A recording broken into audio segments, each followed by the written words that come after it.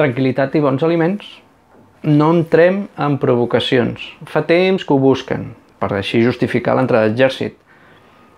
No ens enfadem tampoc entre nosaltres mateixos. Calma, molta calma.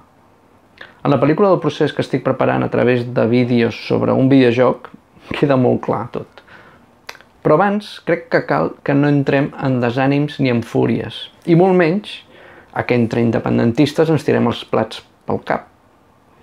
Quan un va de farol, no vol dir que no vulgui guanyar. Vol dir que és conscient que té unes cartes que no són prou bones per guanyar. Però els altres han de creure que sí que són molt bones. Quan la cara Ponsatí va dir anàvem de farol, no ens hauríem d'enfadar, perquè la partida es va jugar, però tots sabíem que partíem de molta desavantatge. El que calia fer és fer veure que no era així i donar la sensació que teníem unes bones cartes. I és que és possible guanyar partides en farols. El problema és que no pots guanyar si vas amb cartes que estan marcades. I nosaltres anàvem amb les cartes marcades. El pòquer és un joc individual. Clar, si participa molta gent i té la gent molta informació, doncs no saps mai si estan de la teva part o filtraran algú altre. I és ben clar que els altres sabien perfectament que nosaltres anàvem de farol. Mireu, cada cop és més clar que el que es buscava és que l'estat espanyol arribés a un punt de negociació, un referèndum pactat i vinculant. El que sí que jo no puc arribar a entendre és com vam ser tan naïfs, com vam creure que l'altra part s'avindria a negociar. No crec que haguem entès encara que pels altres nosaltres no som res. Només estem per obeir i per servir-los. I ens tracten com esclaus. I és os permitimos y no os quejéis. I si os pasáis, cárcel y palos. Aquesta és la seva mentalitat. És la mentalitat que té l'Estat i no la canviarà. Quan et trobes en aquesta situació, doncs només hi ha dues opcions. O violència o pacifisme. Es un error tratar de hablar. No negociarán con sus esclavos. Deben ver que estamos listos para luchar. La violencia no es la respuesta. El diálogo es el único camino. Los humanos nos escucharán. Simon pagó con su vida. Simon dio su vida por nuestra causa. ¿Qué más da por qué fuera? Es un héroe. Murió por la revolución y no será el último. No quiero una revolución que derrame sangre. Pues vive como esclavo. Porque si no estás dispuesto a luchar por la libertad, puede que no la merezcas. No te atrevas. ¡Ya está bien! Els nostres representants van triar pacifisme. Sempre han triat pacifisme. La revolució dels somriures, que així havien dit que aconseguiríem la llibertat, el dia 1 d'octubre ja es va veure que no podia ser així i que si persistíem la cosa aniria a molt més. Si el nostre president hagués estat un nazi, com diuen, no li hagués importat en absolut sacrificar gent per la causa. Perquè la causa està per sobre tot. Això és el que un dictador fa. Llença el poble contra l'invasor per aconseguir el seu objectiu. Ja ens havien pagat l'1 d'octubre i ni així els estats democràtics europeus van reaccionar. I ja veiem el que és Europa, que provoquen les guerres, els venen armes i quan la gent fuig d'aquell horror que han creat, els deixen a la deriva. I si moren, doncs, mira, menys boques a alimentar el món. Per tant, senyors i senyores, tinguem clar que estem sols. Ben sols.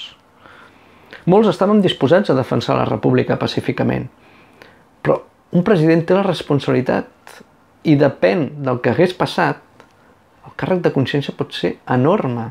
Hi ha països que han aconseguit la seva independència amb 10 morts. Però aquest càrrec de consciència per a aquell president dels 10 morts l'acompanyarà tota la vida.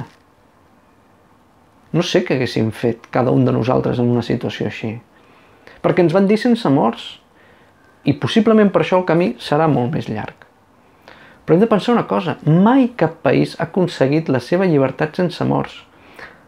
Quan tens un altre país que no vol negociar i no dubta fer servir la força per acabar amb aquella amenaça, sempre hi ha hagut morts. I per molt pacífics que vulguem ser. Si la gent surt al carrer en massa, a manifestar-se, podria passar això. No deseamos una confrontación.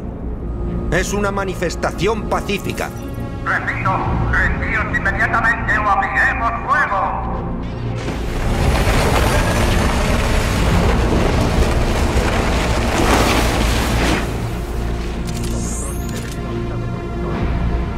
Ya no hay vuelta atrás. Estamos aquí para exigir la liberación inmediata de todos los androides detenidos en los campos que hay por el país. No nos iremos hasta que nuestro pueblo sea libre.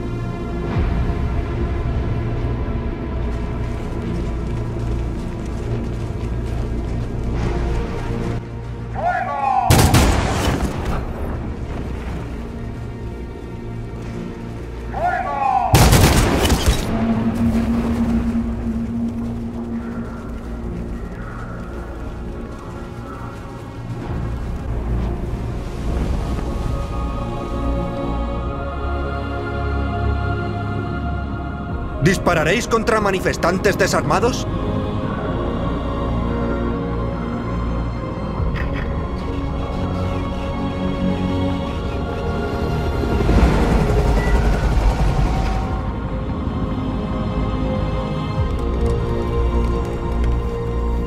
Todos los equipos, alto el fuego. Sí, Michael, nos encontramos a menos de 100 metros y estamos viviendo los acontecimientos en directo. Informaremos según avance la situación. Josh Douglas, Canal 16. Devolvemos la conexión. Marcus, ¿qué hacemos ahora? Aguantar. Todo lo que podamos. Tots podem pensar, no crec que fossin molts morts, serien poquets, però... I si jo et digués que només hi hauria 3 morts? 3? Doncs molt poques, la veritat. Exageradament baixa. Serien molt bones notícies. Estaria molt bé. Doncs ara mateix ho veig impossible. No m'ho crec. Ojalà. Seria la millor notícia possible, no? Seria una molt boníssima xifra. Estaria contenta, perquè creuria que són poques. Perfecte. De fàbula. Al·lucinant. Seria una passada. I si fossin aquests 3? Vols que li donem una abraçada al Tete? Una abraçada! Qui són? El meu home i els meus fills.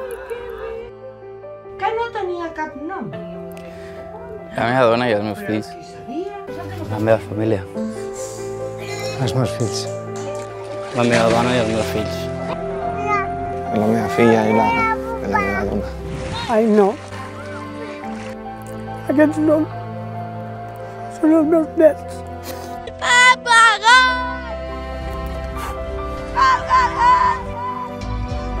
La meva germana. Em moro. Quina creus que hauria de ser la xifra? La resposta és 0.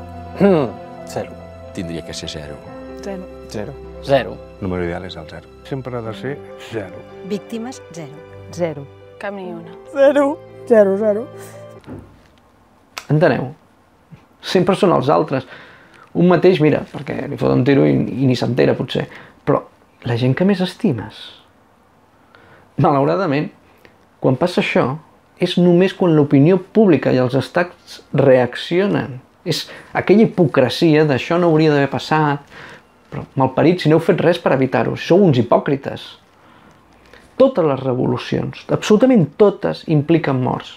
I no vull espantar ningú, perquè crec que no hem de renunciar al que volem ser. Però la gent ha de ser conscient del que pot passar quan s'inicia un camí. I això no vol dir que hagi de passar, però ha de saber-ho. Per arribar a un destí hi ha molts camins. Segons Manuel de Pedrolo, que va escriure un llibre, acte de violència. El camí és molt fàcil per ell. Per fer caure un dictador i el seu sistema, el que cal és que tothom es quedi a casa indefinidament, fins fer caure el dictador. Quanta gent està disposada a fer-ho ara? Quanta gent pot fer-ho? Hi ha prou determinació? Si 2 milions de persones ho fessin, sens dubte, l'Estat es veuria obligat a negociar. Però qui s'arrisca a perdre la seva feina? I els empresaris a tancar les seves empreses? Per molt independentistes que siguin, Sabeu què passa? No vivim prou malament com per arriscar tant. Si no tinguéssim res, si fossin com aquesta pobra gent que agafa una barca i els importa morir al mar, però és que no és el cas. A més, també es comprova una cosa, la gent necessita líders, per si sola no és capaç de fer res. Per què no vam sortir tots al carrer el dia a defensar la república? Perquè esperàvem ordres. I això demostra que la gent necessita algú que li digui vine, o tu vés i jo et seguiré. Ara sembla que hi ha un camí iniciat, en la que ens diuen, feu-nos confiança. I això vol dir, confiança cega? No, de cap manera, i tant que no. Però de moment anem avançant, molt lentament, molt a poc, però anem avançant. Ens van demanar paciència i penso que cal tenir-la. A mi em fot molt ser encara un estat autonòmic, però moltíssim. Però també crec, veient el que he vist, que per morir sempre s'està a temps. Per tant, tranquil·litat.